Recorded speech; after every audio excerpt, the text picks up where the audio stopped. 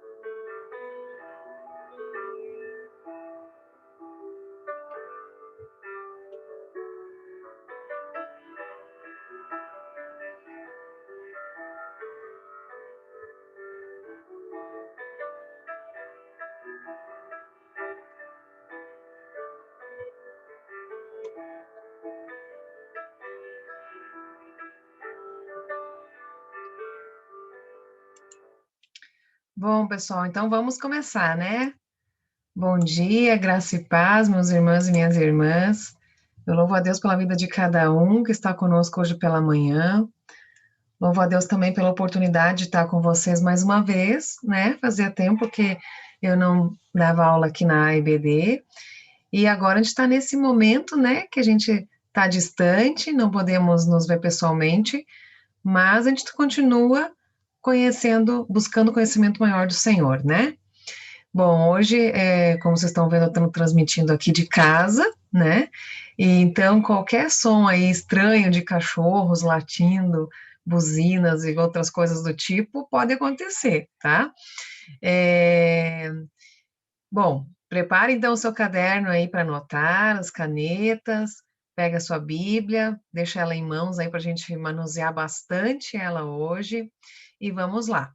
Fiquem atentos e fiquem muito à vontade para compartilhar e questionar, comentar ali no chat, tá bom? Na medida do possível, eu vou respondendo.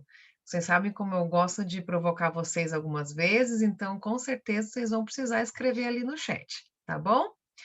Bom, vamos começar com uma oração? Pai de amor, Pai Santo, quero te agradecer, Senhor, por essa manhã, pela vida de cada um dos meus irmãos que pode estar aqui comigo nesse momento de estudo, que possamos estar, Senhor, com o coração aberto para a tua palavra, ouvindo a tua voz, Senhor, que estejamos dispostos a ouvir, Senhor, e a aprender. Pai, obrigada porque o Senhor é um Deus presente que fala independente de onde nós estamos. Obrigado pela tua presença aqui conosco hoje. Vem, dirige, Senhor, nossas palavras e as nossas conversas de acordo com a tua vontade e que estejamos dentro do que tu queres para nós. Em nome de Jesus. Amém. Muito bem, hoje a gente vai iniciar um novo livro. Nas próximas semanas, nós vamos estudar a Epístola de Tiago, ou a Carta de Tiago. Epístola e carta é a mesma coisa, tá bom? Bom, para você que está chegando e quer saber a programação de todas as classes hoje de manhã, pode clicar nesse link aqui, tá? Pelo teu celular, você vai conseguir clicar nesse link e você vai conseguir ver a programação de todas as classes com os horários, tá bom? E para a gente aqui, para acompanhar esse material que é novinho em folha, né? Pode baixar o QR Code ou clica aqui também nesse link, tá? E aqui você consegue ter acesso ao nosso material e também, inclusive, acompanhar essa apresentação que eu estou fazendo de uma forma mais fácil, tá bom? Vou dar um minutinho para vocês, se precisarem clicar.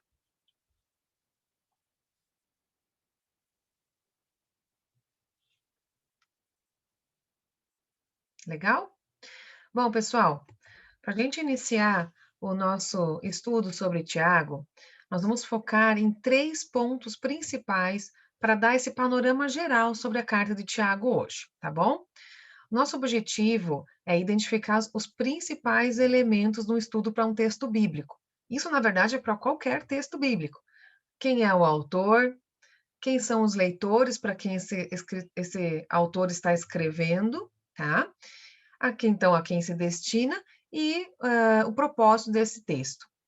E também perceber a importância do contexto de onde foi escrito a carta ou qualquer texto bíblico para a gente compreender esse texto. Por quê? Por que o contexto é tão importante? Eu vou dar uma paradinha aqui para entender de uma forma bem simples, vou dar um exemplo para vocês. Essa semana choveu todos os dias, choveu muito forte, certo? E aí, para nós todos aqui com certeza, mas posso dizer por mim. No meu caso, nós estamos num contexto de racionamento de água, e se nós fôssemos daqui a um mês descrever essa chuva dessa semana, provavelmente a gente falaria assim: puxa, teve um tempo que tinha racionamento, e graças a Deus a gente teve uma semana de chuvas muito intensas que encheram os reservatórios e a gente pôde respirar um pouco mais tranquilo. Esse seria o nosso contexto.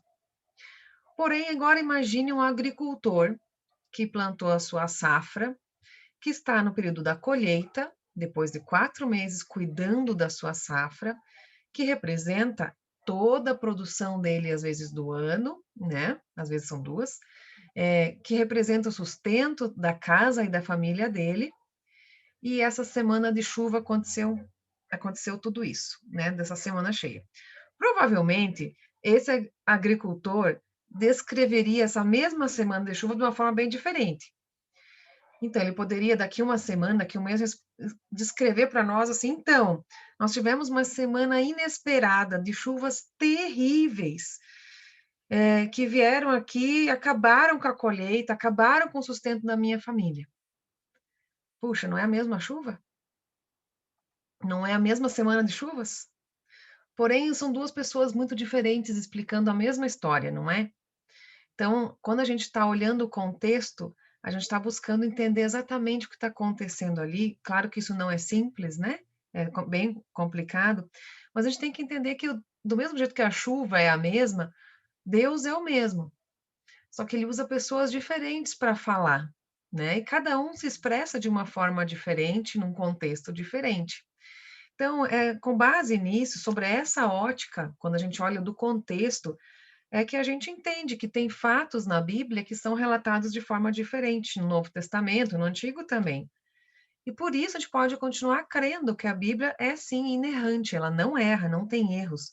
Só que ela foi descrita e escrita por pessoas em contextos diferentes, como foi esse exemplo da chuva, né? Então, entender o contexto é fundamental para a gente entender, ter uma compreensão correta do texto bíblico que a gente está estudando. E com isso, a gente vai olhar, considerar o autor, os leitores e o propósito da escrita do texto bíblico para uma correta compreensão. A gente decide fazer isso para que seja correto, né? Bom, como vocês sabem, para começar a nossa interação no chat, eu gosto muito de interagir durante as aulas. Se eu tivesse lá no templo, com certeza eu estaria perguntando coisas para vocês. Mas eu acho que a gente também consegue essa interação pelo chat. Então, por favor, compartilhem aí no chat. Quem já leu a carta de Tiago, né? Levanta a mãozinha, tem aquela figurinha da mãozinha levantada, né? Quem já leu a carta de Tiago? Tiago, aquela carta que a gente está passando no Novo Testamento, se der uma bobeada, passou ali numa virada de página e não viu. Quem já leu? Quando falamos a carta de Tiago, o que vem na sua mente? E se você, aí que está nos ouvindo, tem algum testemunho, ou quando leu a carta de Tiago, Deus moveu algo na sua vida através desse livro, mudou, transformou, abriu os olhos, por favor, compartilha conosco aí no chat, tá? Isso é bem interessante, isso é bem importante e nos deixa aqui bem mais rica a nossa aula. Vou dar um minutinho para vocês, enquanto vocês escrevem aí, eu já vou olhar o que vocês estão escrevendo.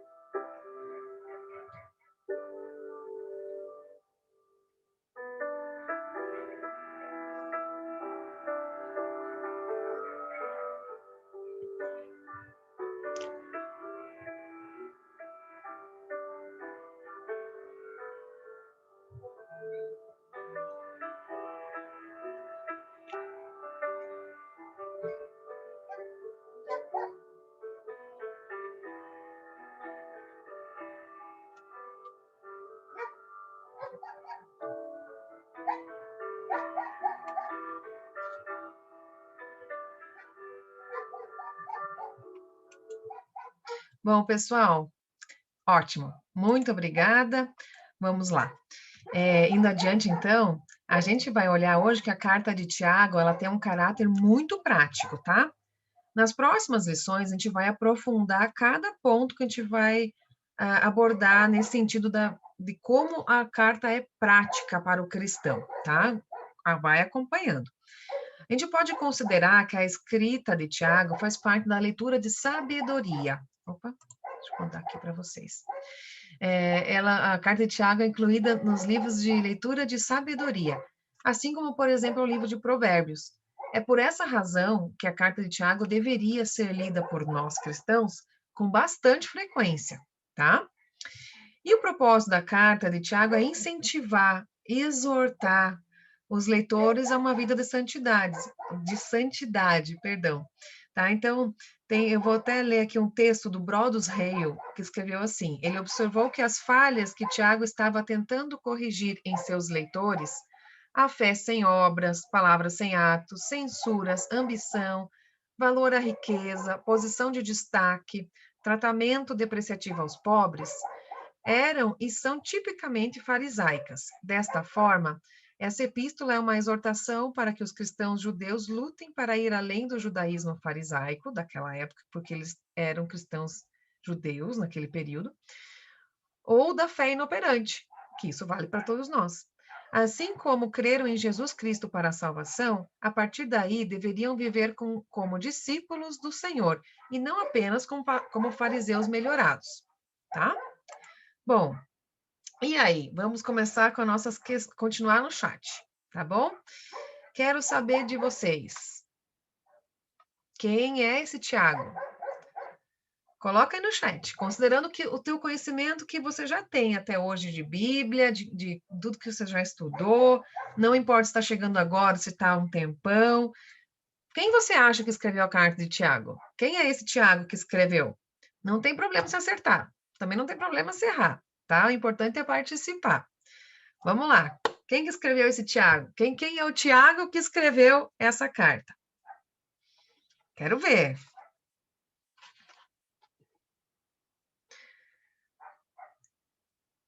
Olha só. Antes a gente vai analisar que opções a gente tem para responder essa questão todos juntos, tá bom? Bom, existem 4 opções de Tiago no Novo Testamento. Você sabia disso? Vamos lá, então, aos candidatos. Quem são nossos candidatos ao escritor do livro de Tiago? Tem o Tiago, filho de Zebedeu, tá? Era o irmão de João e fazia parte do trio mais íntimo de Jesus.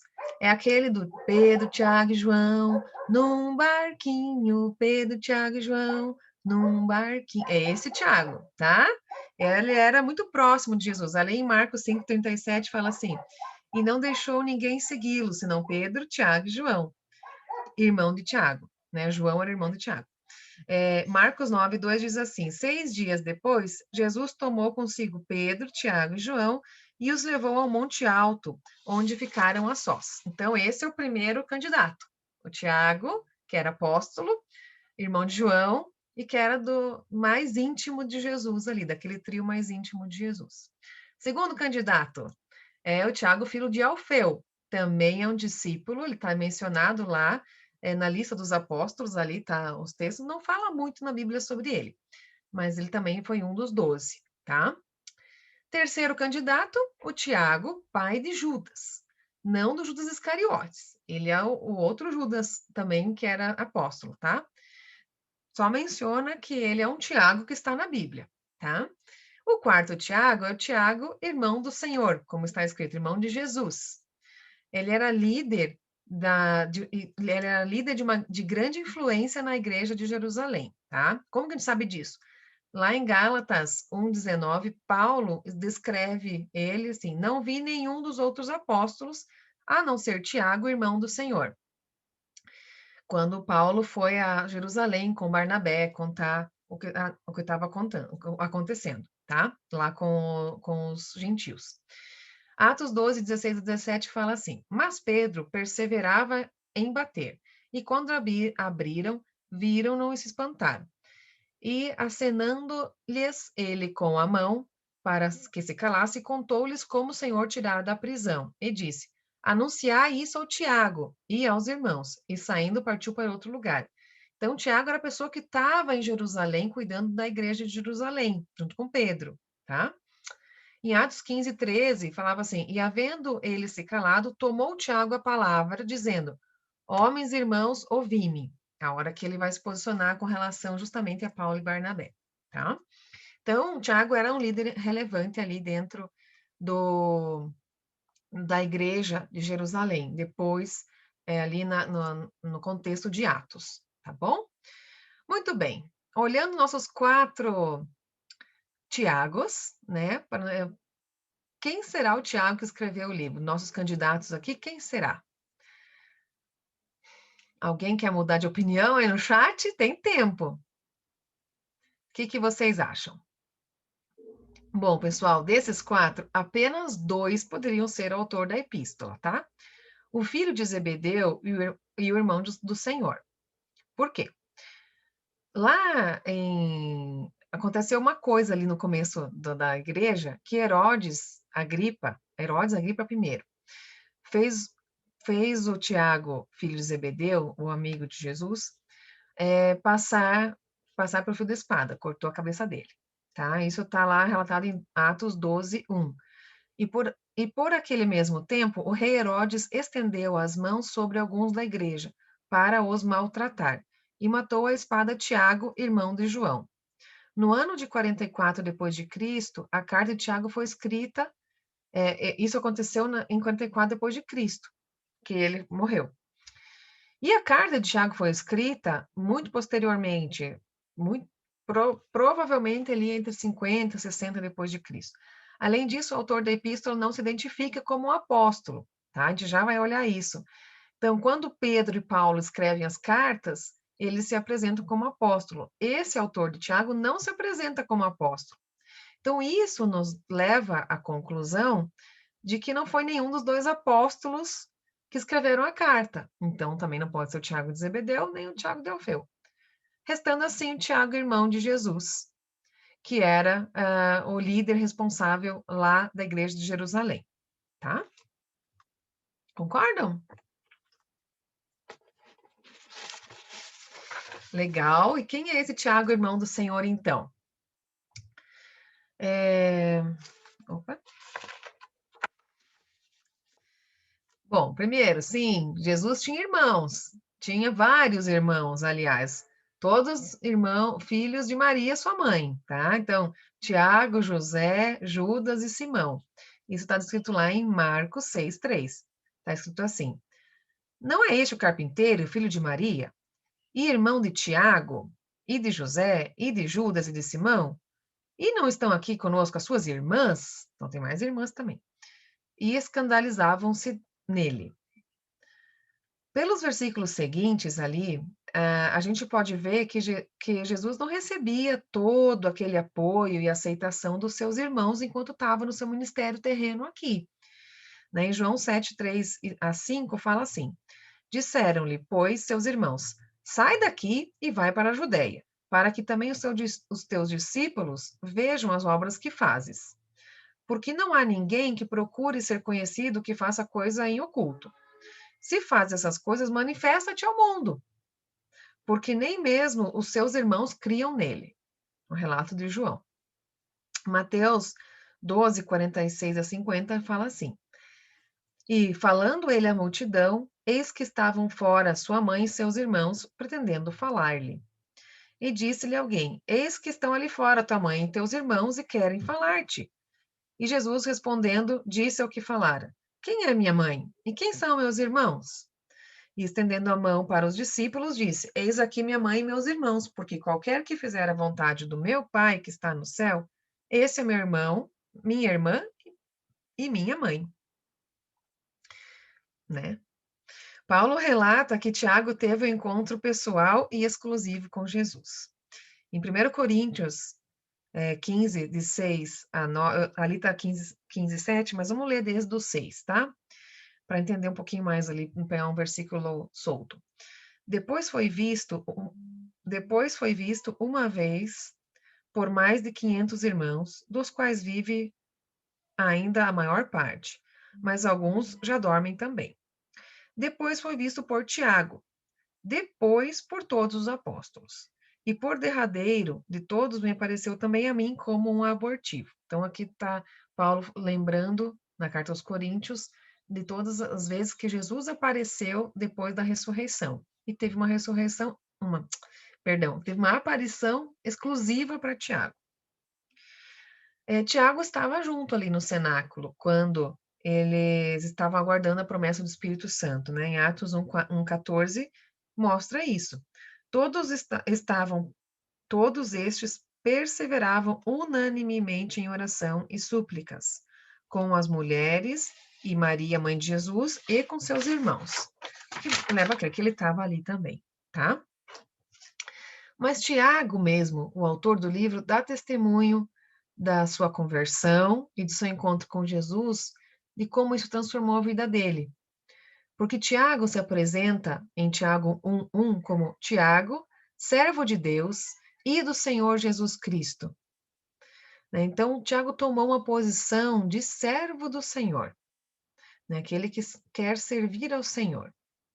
E então não é mais Tiago, irmão do Senhor, é o Tiago, servo do Senhor Jesus Cristo. Tá bom?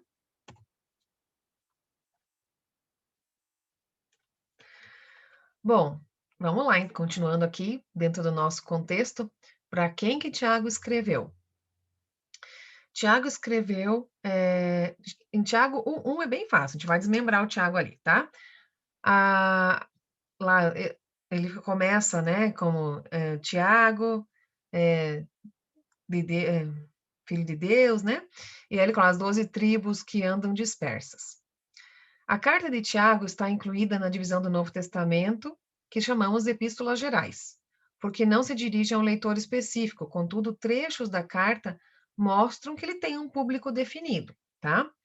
Mas as cartas gerais são para vamos pensar assim, toda a humanidade. Quando ele fala assim, Tiago, servo de Deus e servo do Senhor Jesus Cristo, as 12 tribos. A introdução ao Novo Testamento, da editora Vida Nova, comenta assim: após o exílio babilônico, em 538 a.C., as 12 tribos de Israel não existiam mais, tá? Fisicamente, não tinha mais essa união física. Mas a expressão de 12 tribos ainda era usada por eles para indicar o povo de Deus se reunindo nos últimos dias, tá?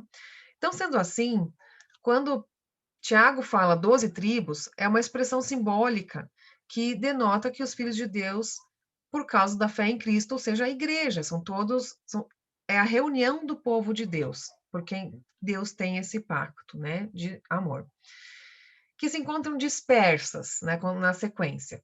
O termo disperso pertence à mesma raiz de dispersão e diáspora, já vou chegar lá.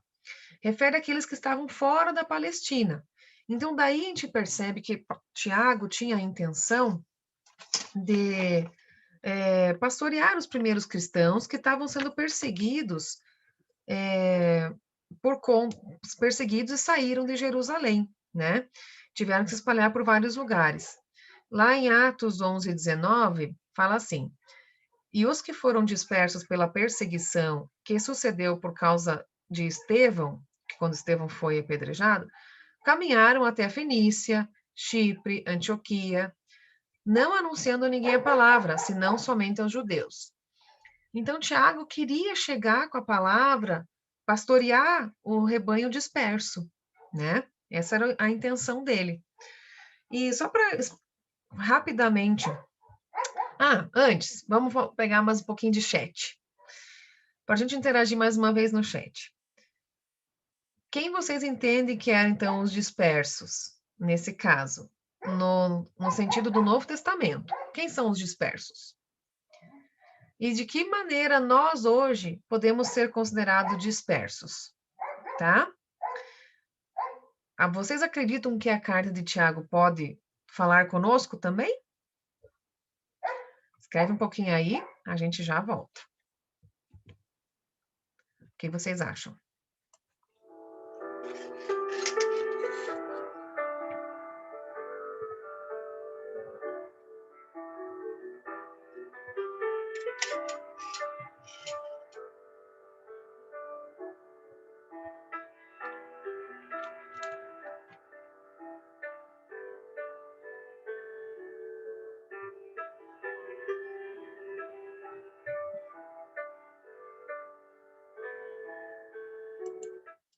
Boa, isso aí.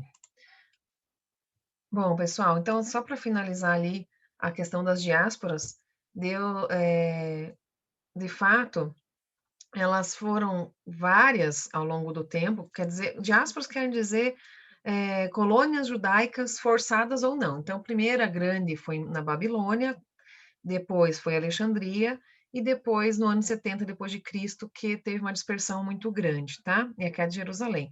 São as 3 principais diásporas que eu pulei ali. Passando adiante, então, vamos para a mensagem de Tiago, né? A gente está falando de como esse livro pode impactar-nos ainda hoje, né?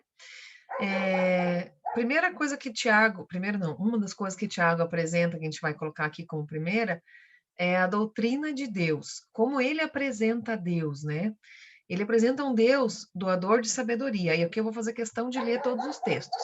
Abre lá em Tiago 1, porque a maioria dos textos está bem ali no primeiro capítulo, tá? Vamos ler todo mundo junto. Então, Tiago 1,5, Deus é doador de sabedoria. E se algum de vós tem falta de sabedoria, peça a Deus, que a todos dá liberalmente e não lance em rosto, e ser-lhe-á dada. Deus é jamais tentado pelo mal. Tiago 1,13. Ninguém sendo tentado, diga de Deus sou tentado, porque Deus não pode ser tentado pelo mal e a ninguém tenta. Ele é santo, ele mesmo ninguém tenta, tá? No mesmo versículo. Imutável. Tiago 1,17. Toda boa dádiva e todo bom dom perfeito vem do alto, descendo do Pai das luzes, em quem não há mudança nem sombra de variação. Tiago 1,8. O Deus Criador, segundo a sua vontade, ele nos gerou pela palavra da verdade, para que fôssemos como as primícias das suas criaturas. Deus é justo, Tiago 1,20, porque a ira do homem não opera a justiça de Deus. Deus é Pai, Tiago 3,9, quando ele fala sobre a língua, que com ela nós bendizemos Deus e Pai. Deus que escolhe os rejeitados, Tiago 2,5. Ouvi, meus irmãos, porventura não escolheu Deus os pobres deste mundo para serem ricos na fé e herdeiros do reino que prometeu aos que o amam? Um Deus amigo de Abraão. Tiago 2,23. E cumpriu-se a escritura que diz, e creu Abraão em Deus, e foi-lhe isso imputado como justiça, e foi chamado amigo de Deus. Criador do homem. Tiago 3,9. também fala sobre a hora que a gente está falando da língua, né? Com ela bendizemos a Deus e Pai, e com ela amaldiçoamos os homens feitos à semelhança de Deus. Deus, que é um Deus zeloso, que não tolera rivais. Tiago 4:4. Adúlteros e adúlteras, não sabeis vós que a amizade do mundo é inimizade com Deus? Portanto, qualquer que quiser ser amigo do mundo constitui-se inimigo de Deus. Deus doador da graça e resistente aos soberbos. Tiago 4:6, perdão. Antes, ele dá maior graça. Portanto, diz: Deus resiste aos soberbos, mas dá graça aos humildes. E esse Deus também é legislador e juiz, em Tiago 4:12. Há um só legislador que pode salvar e destruir. Tu, porém, quem és que julgas a outrem? Quando está falando do nosso irmão, tá? Então, assim, Tiago, o livro de Tiago, com esses 5 capítulos, apresenta Deus. Quando ele fala de Jesus, Jesus Cristo, ele usa poucas vezes a menção a Jesus, mas ele se refere a Jesus como Senhor 14 vezes, tá? O que reforça que Deus, o Deus de Israel deveria ser visto a partir daquele momento por aquelas pessoas que, lembrando que para quem ele está escrevendo são judeus convertidos, que deveria ser visto a partir dali, Deus deveria ser visto na pessoa de Jesus Cristo, do Senhor Jesus Cristo, tá? A fé e as obras, vocês vão perceber ao longo das próximas lições, que esse é o ponto central da carta de Tiago, tá? A palavra fé é citada 12 vezes, então mais de 2 por capítulo, tá? E tanto é que lá no comecinho, quando estava esperando todo mundo chegar, estava o nosso texto-chave, é o texto-chave do livro, tá? Tiago 2,17, marca aí na sua Bíblia. Assim também a fé, se não tiver as obras, é morta em si mesma, né? A fé sem obras é morta. Essa é a mensagem central da carta de Tiago. Tiago também trata de escatologia. Que palavrão é esse? Escatologia, quem não lembra, é o estudo das últimas coisas, dos últimos tempos, tá? Ali em Tiago 5,9 fala assim: o juiz está às portas, né? Irmãos, não vos queixeis uns contra os outros, para que não sejam condenados.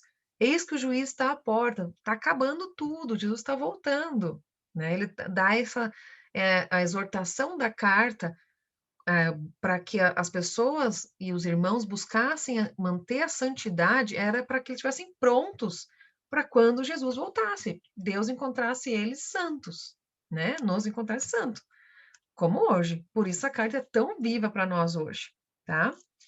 Então, Tiago busca motivar os cristãos a viver em santidade, sabendo que em breve Cristo vai voltar.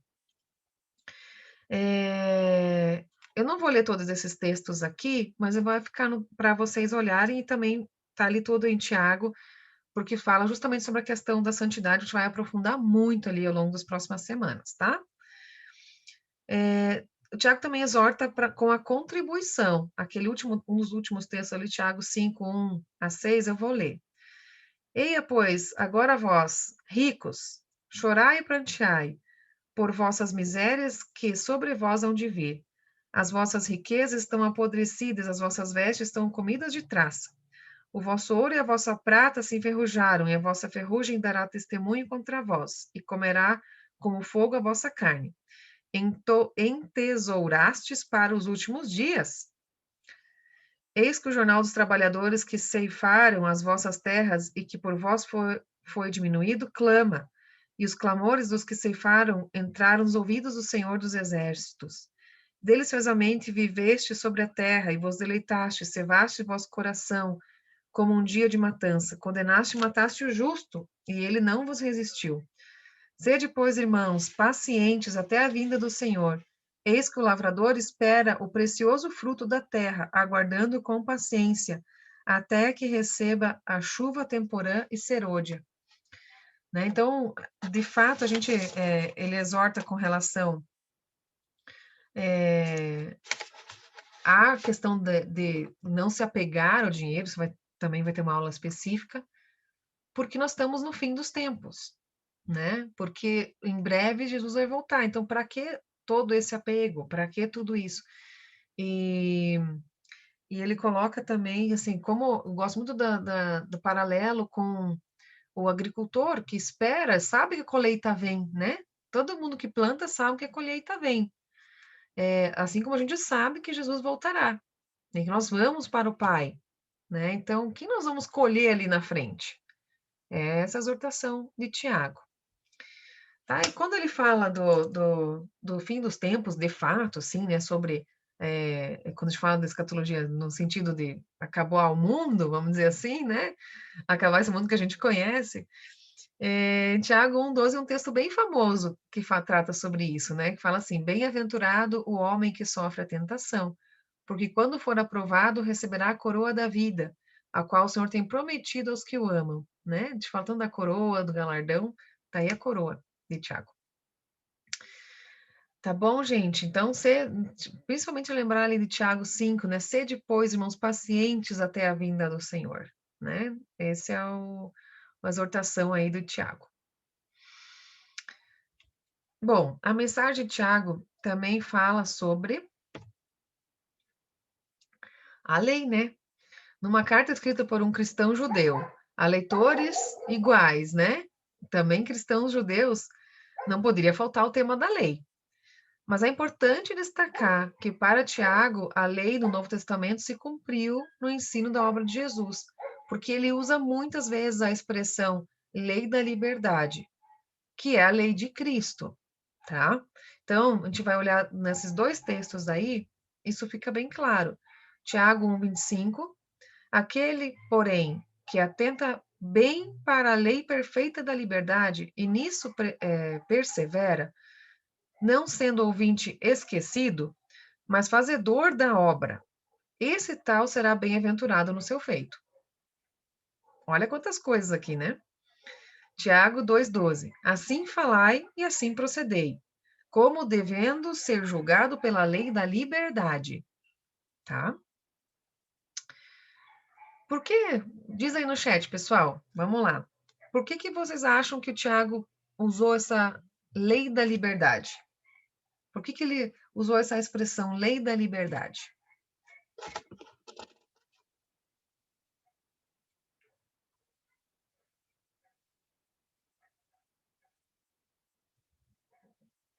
Por que Tiago usou a expressão lei da liberdade quando ele está falando da carta dele?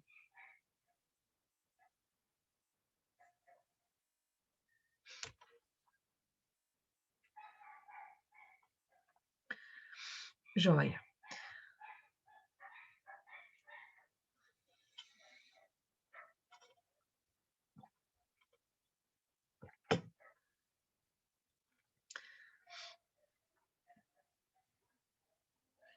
Joia. Então, além dessas outras questões da mensagem de Tiago, a gente vai destacar também as questões éticas e práticas da vida cristã que Tiago aborda, tá? São questões como provação, a pobreza, a riqueza, como a gente até leu ali há pouco, a tentação, visitas aos órfãos e viúvas, sabedoria, acepção de pessoas, o mau uso da língua, o mundanismo, a soberba, maledicência, a omissão da prática do bem, a opressão dos ricos, queixas, juramento, a oração e a apostasia, todas são tratadas na carta de Tiago. E quando a gente olha a linguagem da carta de Tiago, a gente pode perceber que ela tem uma linguagem muito semelhante à que Jesus usou para transmitir esse conhecimento lá no Sermão do Monte, fica em Mateus 5 a 7, no Sermão do Monte, que Jesus coloca, né? Então, é um paralelo legal de você estudar essa semana, tá? Se você quiser, fazer o paralelo do livro de Tiago com o Sermão do Monte, que fica em Mateus de 5 a 7, tá bom? Bom, pessoal, a gente passou de uma forma bem ampla aqui pelo livro de Tiago, né? Até de uma forma bem rápida, né? Até porque a gente vai ter uma uma sequência aí nos próximos 4 meses estudando essa epístola, tá bom? E bem por isso, se a gente precisar resumir aqui o livro de Tiago, a gente diria que ele, com certeza, remove todo o pensamento de que a fé pode estar presente numa vida de alguém que não está transformado. Em que sentido? De que alguém que diz que tem fé, mas que os frutos, o que sai para fora, não mostra, né? Tiago tem essa mensagem central de mostrar de que quem é transformado tem obras. Quem está na fé em Cristo tem obras. Não que se faça obra por causa da fé, né? Ah, eu faço bastante obras, então vou ser salvo. Não. Eu tenho fé, por isso faço as obras. É a história mais da árvore e dos frutos. Eu estou plantada na raiz, tenho minha raiz firmada em Deus, eu dou frutos de santidade, né? Que a gente já conhece, os frutos do Espírito. Então, é isso que o Tiago reforça. Não tem como alguém dizer que está na fé, dizer que tem uma vida transformada e não tem obra nenhuma no reino. Não muda, não tem atitudes de um cristão, né? Por isso ele é tão prático, esse livro. Tá? Se você acredita nisso também, né? Então acompanhe as próximas aulas sobre a carta de Tiago, porque ela é uma carta, sim, para a igreja de hoje. Concorda?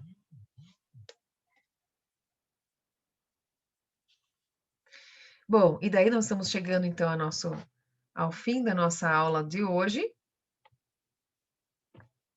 E eu quero deixar com vocês um desafio de leitura, tá?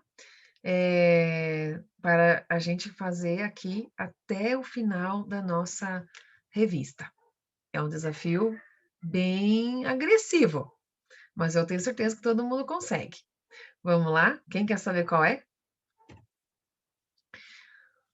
O livro de Tiago tem 5 capítulos, tá? O desafio é que a gente leia o livro de Tiago uma vez por semana, até terminarmos a nossa revista. Então, são 4 meses lendo o livro de Tiago uma vez por semana. Claro, você pode ler, né, Bíblia física, Bíblia online, você pode tocar a Bíblia, deixar ela tocando, que o tiozinho lá que dublou a Bíblia tem uma voz bem gostosa de ouvir, né? Se você não sabe fazer isso, pergunte para a gente, ou pergunte para os seus netos que eles sabem. Ou no meu caso, para minhas filhas, também me ajudam. Então, gente, assim, fica aí o nosso desafio. Você já pensou que legal vai ser isso? Sabendo que é um livro de sabedoria, a gente lê todos os dias, né? Uma vez por semana, lê Tiago. Será que nesse final desse livro a gente vai estar mais sábio? Vale a pena? Vale a pena. É um período, né? É provável, inclusive, que a gente tenha decorado muitos versículos, certo? Porque a gente muitas vezes fala que não consegue decorar, não consegue lembrar onde fica o texto, mas e se a gente aceitar esse desafio e ler nas próximas semanas, uma vez por semana, o livro de Tiago, que são só 5 capítulos, que nos vão fazer tão bem, quem sabe a gente consegue decorar alguns versículos, né? Tá bom, pessoal? Então, fica aí o desafio. Vamos nos, vamos nos esforçar e vamos conseguir fazê-lo, tá bom? Fico muito feliz mais uma vez de poder passar aqui. Agradeço a cada um que participou no chat, tá? Nossas aulas ficam muito mais ricas com vocês participando. Então, para a próxima aula, vocês já podem estar com o livro de Tiago lido, né? Já também para interagir com o professor, com a professora. E aí a gente vai aprofundando esse assunto, tá bom? Bom, só para a gente lembrar aqui, então, para a gente não esquecer, que daqui a pouco começa a EBD das crianças, tá? A Escola Bíblica Dominical do Infantil. Olha só, a história de hoje vai ser sobre Jesus me ensina a orar. Ó que bênção. Não deixa teus filhos de fora, né? Encaminha eles lá para verem, para eles assistirem e serem abençoados também. Tá bom, pessoal? Muito obrigada mais uma vez e a gente se vê na próxima. Um abraço.